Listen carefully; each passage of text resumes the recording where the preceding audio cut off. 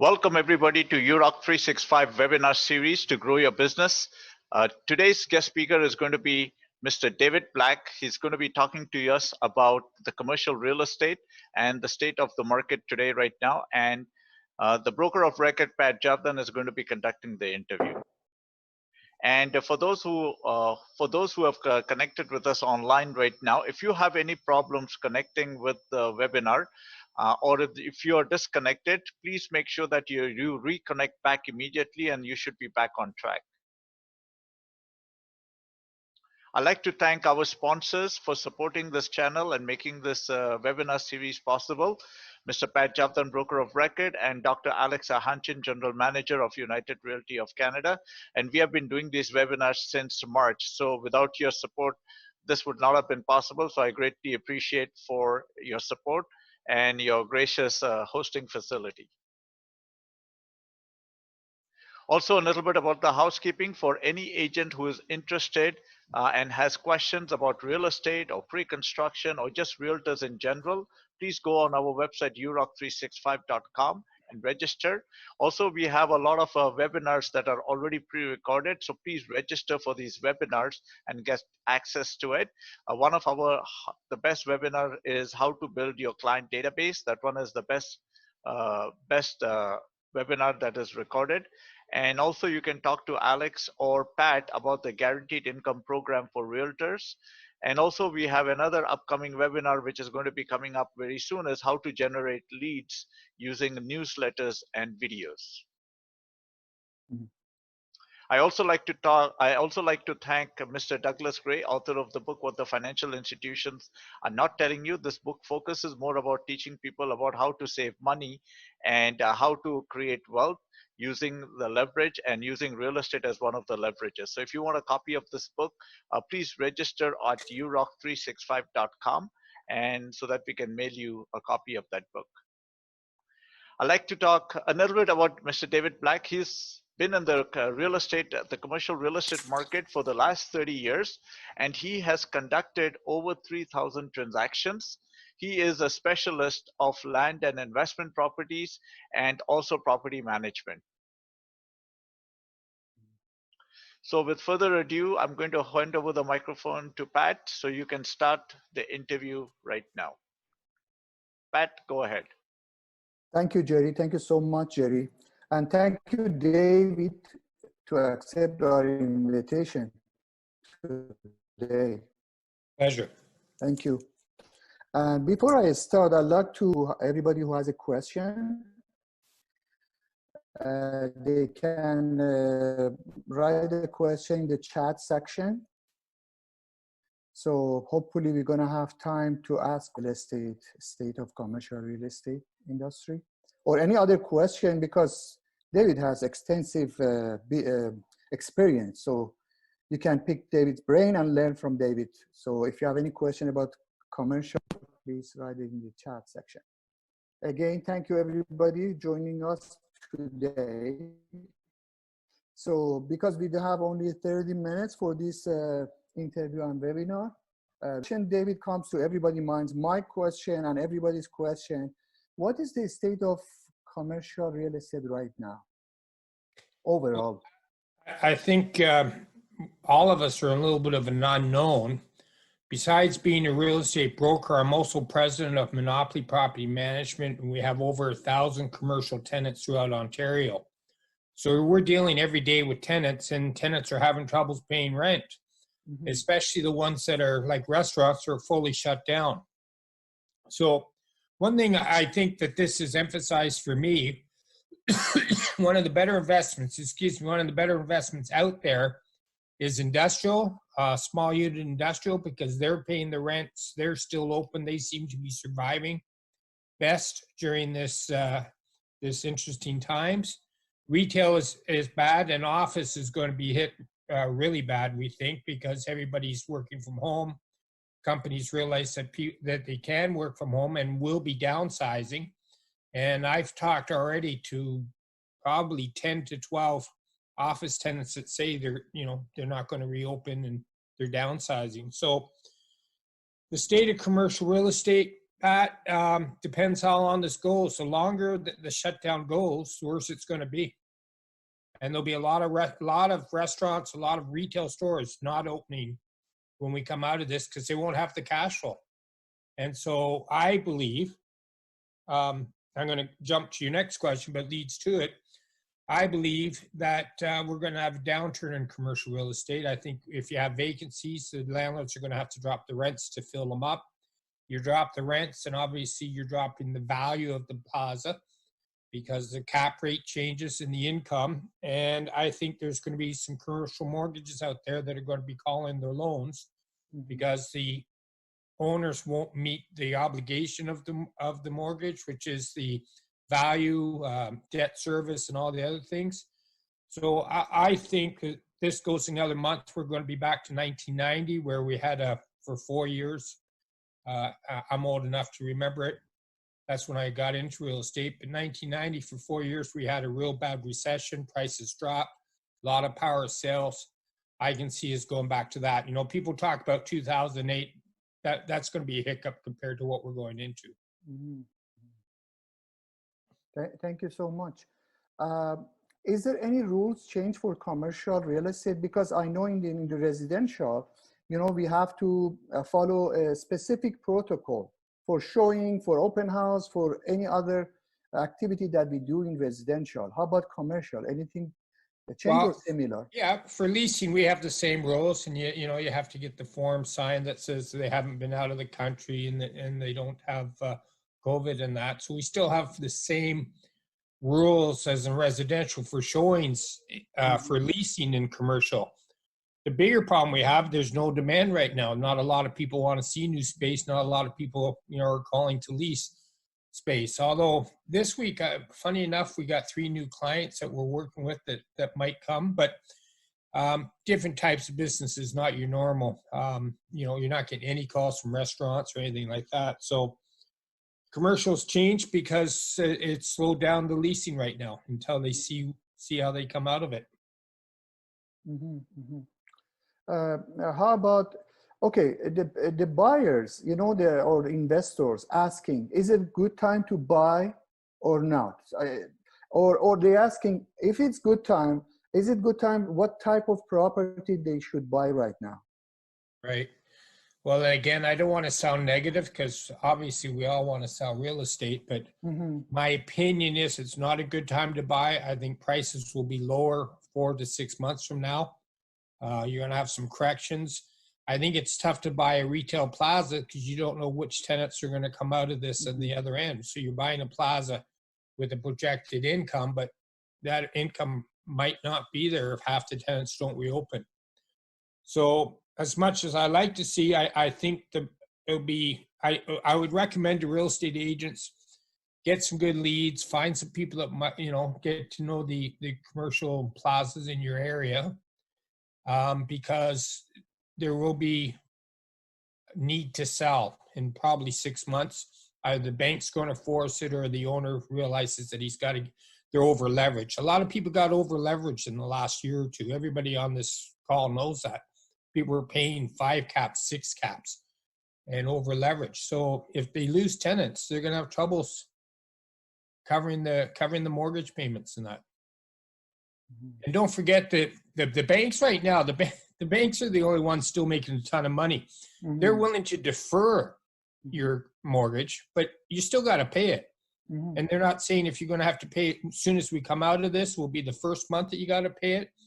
And if they defer it, you're paying interest on that. So one of my beefs during all this is the banks really haven't come to the table with anything. You know, you got some government programs, the $40,000 loan, et cetera. But that, again, is the government. The banks, none of the banks have come to the table really with anything for the consumer. They're making more money than anything on this $40,000 loan, consumer loan, which I would highly recommend everybody to get if you can. The banks make 4% per year to administrate it. So they're making money off of that. And then the other problem, Pat, I know I'm talking a lot, but the federal government, Prime Minister Joe came out and said that they're going to help the tenants with this new program where the tenant only pays 25% landlord, but they didn't come out with the rules. So we're before May 1, we had all our tenants they're phoning us and want to participate in this. And we had explained to them that until May 15th, we don't know the rules. And hopefully we do on May 15th. We don't know if they came out and said you have to have a mortgage on the property to participate. Now they're changing their mind, which was a bad thing, because why would you punish the tenant just because the landlord was smart enough to pay off his mortgage? Why shouldn't they participate? You don't know. They're doing it through the banks. There's so much unknown that it's going to be interesting to see how this works. But again, that's 25% that the landlord has to give up. Tenant has to pay 25%, but how do you know they're going to pay that? You don't know, because he hasn't paid now. So what makes you think he's going to start paying the 25%? So the government hasn't really helped out the tenants yet, and that's a problem. I mean, you got businesses that aren't making a penny. They're shut down. Mm-hmm. How are they going to hire? How are they going to get inventory? How are they going to reopen? I really don't know. Mm-hmm, mm-hmm. So if the tenants say, I'm not paying, can landlords sue them, or they have what they should do right now? Because as you know, mentioned it, that the tenants pay 25%, government 50, and landlord 25. But if landlords come and say, okay, you have to, because the government didn't give us any guidelines right now, but you have to pay, what should they do, the tenants?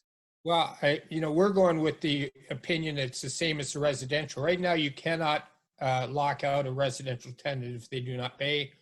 Mm-hmm. There is no Landlord Tenant Act right now with the apartments that we manage. So, and I think commercial's the same. I think you're going to have troubles. First of all, you can't go power sale. You can't lock them out because the courts are all shut down. So you mm-hmm. can't even go to the courts to evict a tenant right now because they're shut down.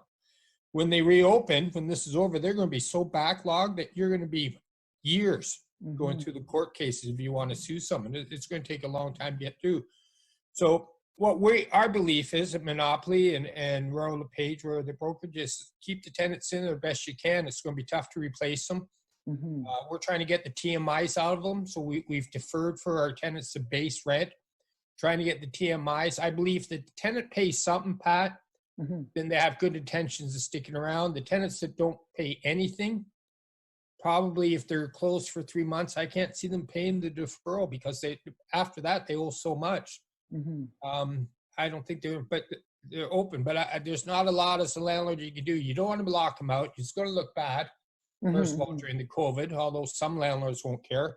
Mm-hmm. And second of all, you hope that they're going to be there at the end of this. So you hope that you don't want half your plaza empty. Mm-hmm, mm-hmm.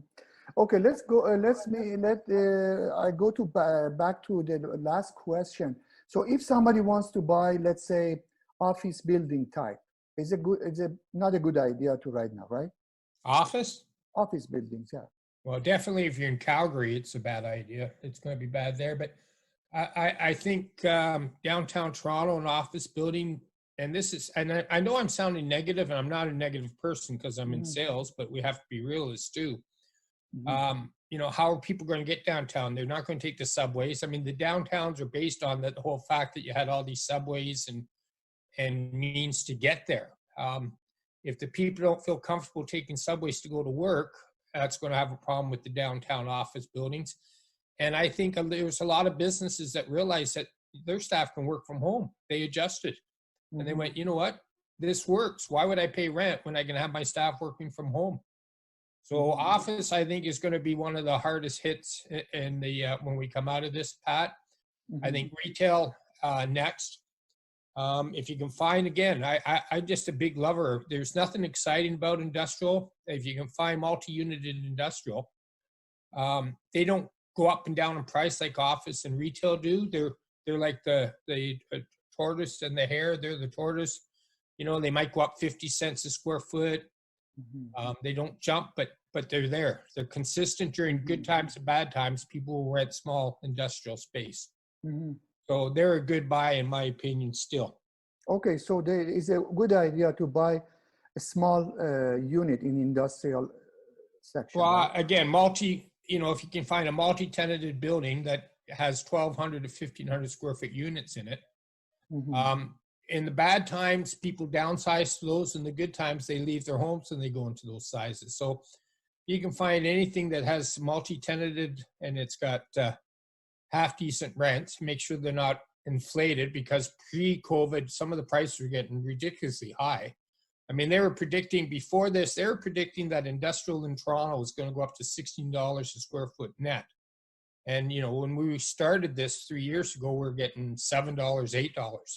Mm-hmm. So the prices were getting ridiculously high. So you want to make sure that the rents aren't overly inflated, in my opinion, and when you're analyzing them. Mm-hmm, mm-hmm. Okay. What is the long-term effect of this COVID-19? Because I know we are not going to go back to normal right away. It's going to take some time to go back. And some countries, they're putting 5 phases of reopening, not 3 phases, 5 phases. So it's not going to go right away to the normal. And is it possible that this, drags and cause crash in real estate? Again, I hate to be the negative guy, but I honestly, we're gearing up that we're going to be 3 to 5 years getting back to where we were pre-COVID. Mm. And pre-COVID, the prices, I mean, some of the rents that we were getting were way too high for tenants anyways. I mean, it was supply and demand. We're getting high rents for our landlords. You know, we do 150 leases a year, and some of the rents we're getting for landlords were high, and I don't know how the tenants pay $40 a square foot or whatever, you know. So there's going to be a correction, and it's going to come back down to prices that tenants can afford, and there's going to be a correction because we're going to have vacancies. So we haven't had vacancies in a while. We'll be 3 to 5 years coming out of this, I believe. Mm-hmm. Especially if they take another month or two to let us open. Mm-hmm. And then if you get the second wave, Pat, that's going to be devastating. If we do get a second wave and they shut it down again, so people just get open and they're starting to get back to it, and then October there's a second wave and they make everybody shut down again, that will be devastating for commercial real estate. Mm-hmm, mm-hmm. What realtors should do at this difficult time? What do you recommend for realtors, especially those realtors that working in commercial? Well, I again, how do I put this nice way? I like a down market like this because the landlords need us now. When it's a good market, they didn't want to pay us commissions, or they can lease it themselves or get calls. So a good commercial realtor, plus you get a lot of there was a lot of, in pre-COVID, a lot of residential agents doing commercial deals just because it was easy to do. So I think for a good commercial agent, if he takes control of his market, he'll do really well, because there'll be less competition, less agents doing it. And the landlords will pay us the commissions because they're going to be desperate for tenants. So get out there, look for FSBOs, you know, where landlords have been putting up their own signs.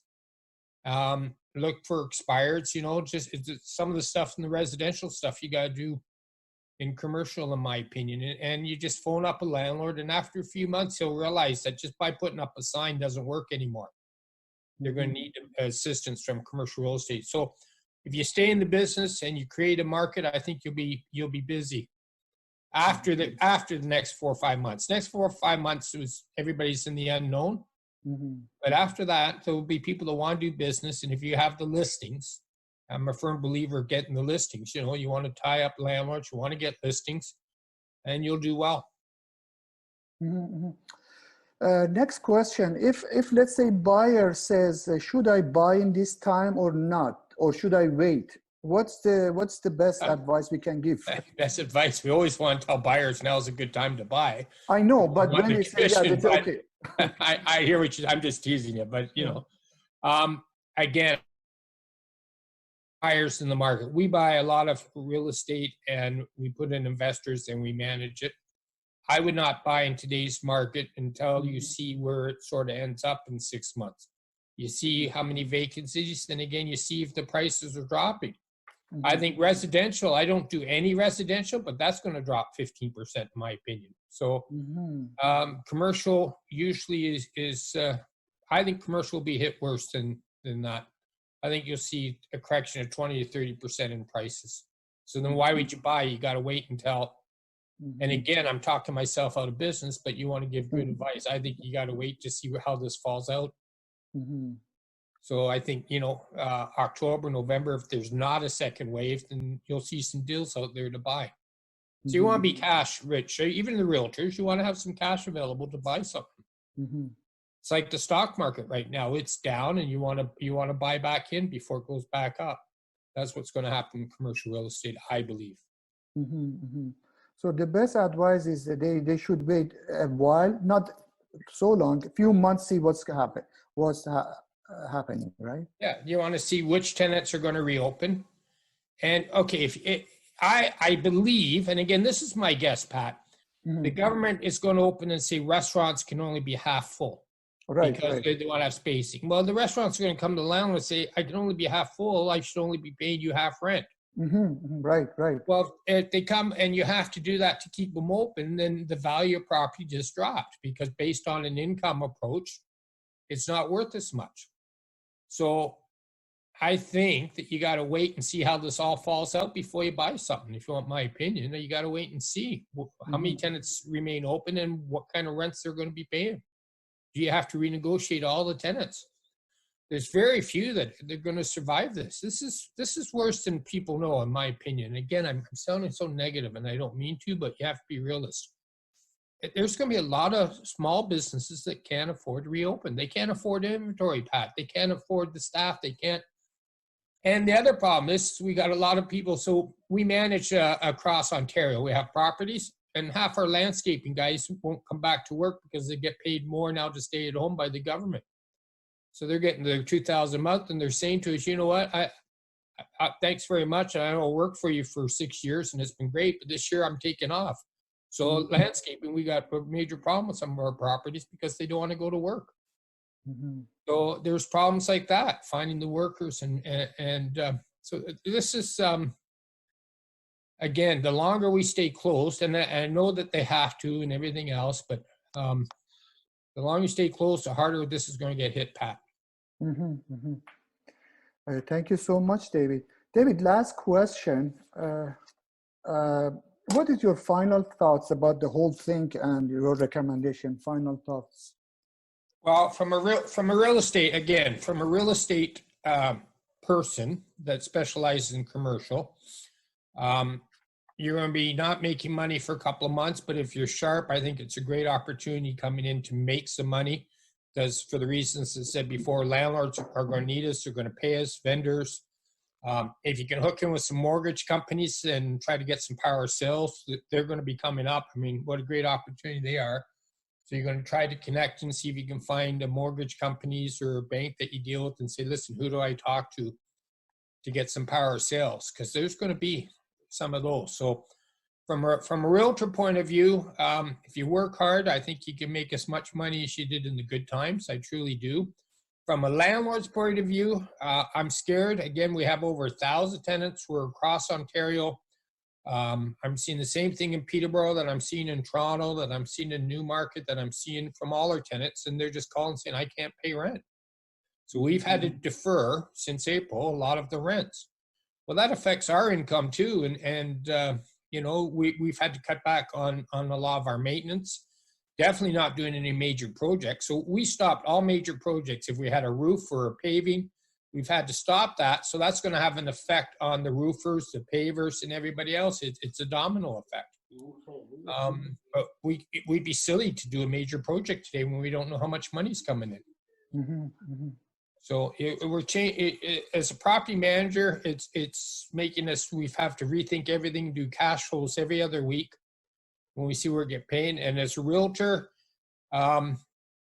give your clients good advice and just say to them, we think there's going to be some buys out there, and get your cash ready, because it's like the stock market. You want to be able to buy when the prices drop, and they will come back. And that's what you have to convince them to. Everybody gets panicky. Again, in 1990s, the world fell out. After 1989, everybody was over leveraged, and we had, and the only people that lost money, and you got to know this, you got to convince your clients, only people that lost money are the ones that sold in the downturn, because by 1994, all the prices came back, and then they came higher, did they not? So why did people sell in that 4-year period? Because they're over leveraged. and they had to sell. But if you didn't sell, and again, I don't know who was around then, but it was awful. People saying, oh, I'll never buy real estate. There's industrial stuff in Markham that you could have bought for $25 a square foot. I mean, you couldn't build for $80. And yet people weren't buying because they said, oh, the market will never come back and the prices will never come back. Well, they will, I believe, will always come back. We rebound. How long does it take? And if you don't have to sell in the down market, don't sell. You don't lose money if you don't sell. Mm-hmm. So, you know, you got to give them advice. You might have to find your clients, if they own stuff and their mortgage company says we're not going to renew, you might have to help find them financing and give them a service that, you know, that you normally don't give them, but then they'll remember you. I think there'll be a lot of companies out there. We already know there's two major mortgage companies that you cannot take your equity out, which means that if you invested $100,000 back out and they give it to you, but they run out of money, so you cannot take your investment back out, that means that they won't be redoing mortgages. So if you have a commercial mortgage with that company and you're coming up for renewal, because these two companies and they're major, do you down. So if they say no upon your renewal, there's not going to be a lot of sources out there for you to get financing. So there's all kinds of domino effects that's going to go on, Pat. Mm-hmm. Thank you so much, David. Thank you so much for your insight. Now that I made everybody sad and depressed. No, that's good. You know, How are you, Hi, Ida? David. I'm good. You know, excellent commentary. I'm listening. Thank you. I just, and I hate being the negative guy because we're in sales. But We have to be positive, but we have to be realistic. For him. Can I ask my question, Pat? Sure, Do you sure. mind? Yeah, Ida, So, sure. David, I'm really interested because, you know, the government is giving these loans to the landlords.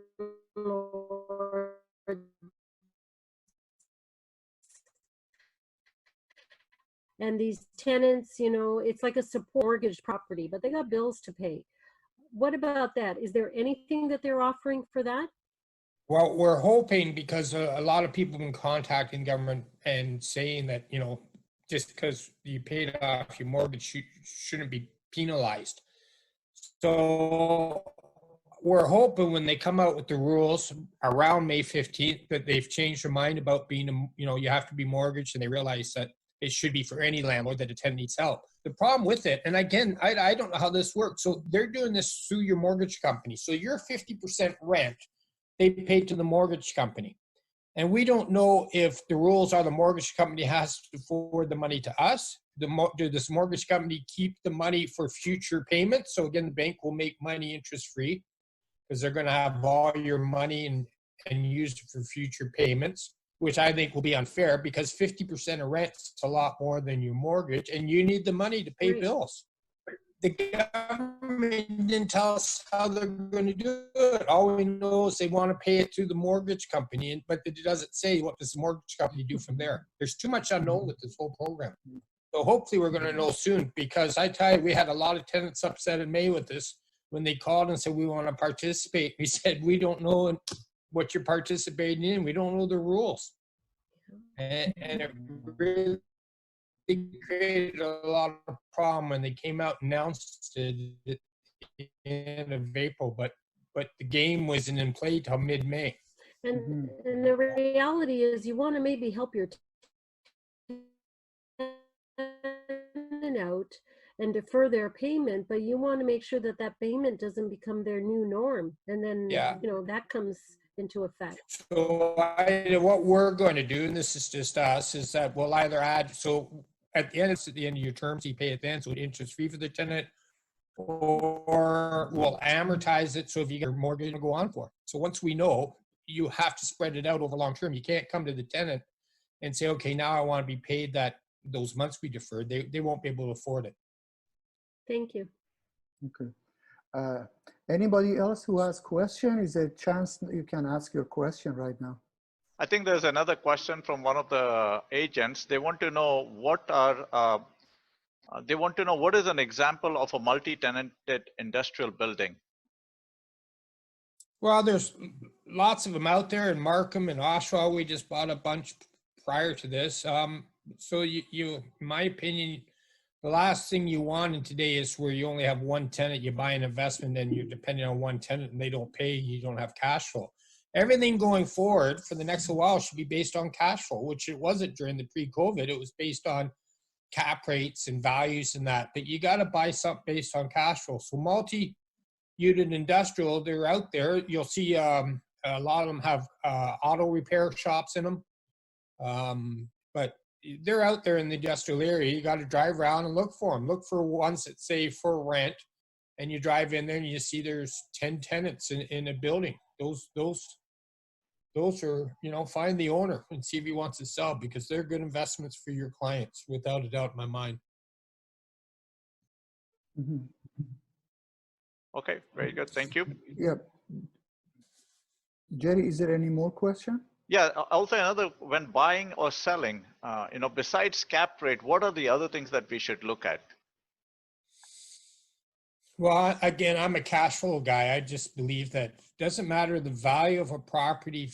If you don't have to sell in a downturn, then you're okay. So again, going back to 1990s, because I just think it was the last major recession we had, because 2008 was a hiccup and 96 was a hiccup. But in the 1990, 94, we really had a downturn.